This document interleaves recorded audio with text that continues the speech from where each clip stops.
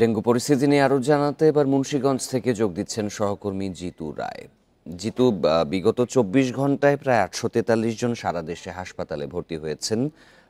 এখানকার পরিস্থিতি কেমন দেখা যাচ্ছে? হাসপাতালে রোগীর সংখ্যা কেমন?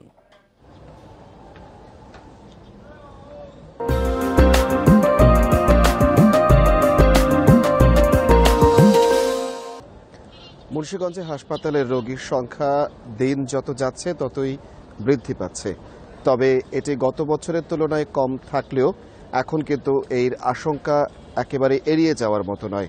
মুন্সিগঞ্জ সদর হাসপাতালে এখন পর্যন্ত ১৭৬ জন ডেঙ্গু আক্রান্ত রোগী এই সদর হাসপাতাল থেকে চিকিৎসা গ্রহণ করেছেন। গত ২৪ ঘন্টায় হাসপাতাল থেকে ছুটি পেয়েছে ৮ জন রোগী, নতুন ভর্তি হয়েছে ৪ জন রোগী। তবে হাসপাতাল কর্তৃপক্ষ যেটি বলছেন, এই সংখ্যাটি বৃদ্ধি পাচ্ছে।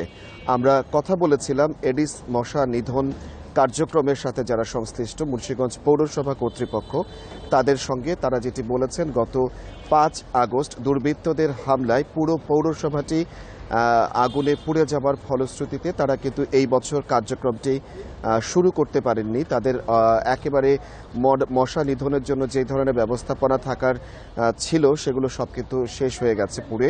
তার ফলশ্রুতিতে আমরা মুন্সিগঞ্জ জেলার নবনিযুক্ত জেলা প্রশাসকের সঙ্গে কথা বলেছি।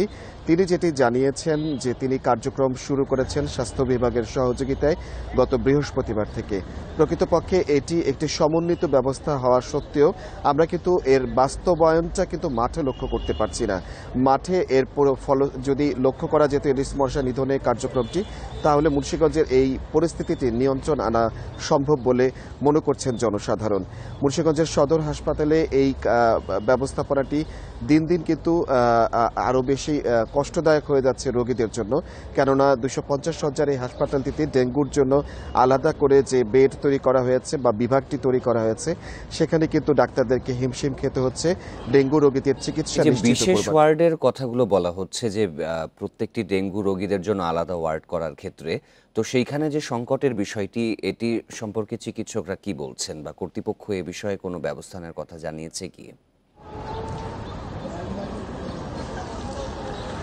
২৫০ শয্যার সদর হাসপাতালটিতে আলাদা করে শুরু থেকেই ডেঙ্গুর জন্য রোগী ছিলেন, কিন্তু এখনও এইটি অপ্রতুল। কেননা সেই দুটিতে কিন্তু ২১ জন রোগী ছাড়িয়ে মানে বর্তমানে রয়েছেন, কিন্তু এর পরবর্তীতে যদি আরও ছাড়িয়ে যায় তাহলে কিন্তু তাদের কাছে চিকিৎসা সেবা ডেঙ্গু রোগীদের নিশ্চিত করা যায় কিন্তু কষ্ট হবেন।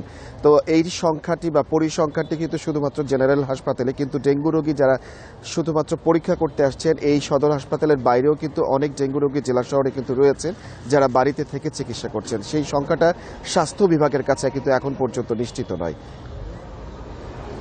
সারা দেশেই বাড়ছে ডেঙ্গুর প্রকোপ। মুন্সিগঞ্জে ডেঙ্গুর পরিস্থিতি জানাচ্ছিলেন সহকর্মী জিতু রায়।